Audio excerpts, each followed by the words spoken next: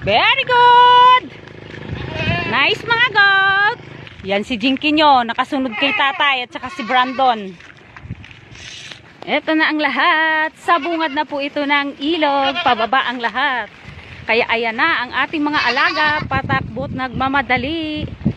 Papunta na bukid. Diba?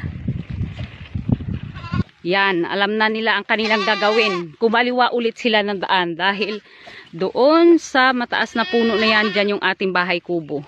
Dyan sila lahat pupunta, manginain. Ano yan, apple? Upo. Ayan, nasa lilim ng alasas, pumarada.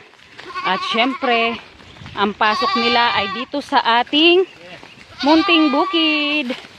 Kakain na ang lahat dyan ng mga mais na naiwan sa bukid sa pinag-anihan. Harangan lang natin para hindi sila mapalayo. Ito yung mga nahanap nila sa gitna ng bukid, mga puso ng mais na naiwan sa pinag-anihan at mga butil pa na kanilang mahanap para maging pagkain ngayong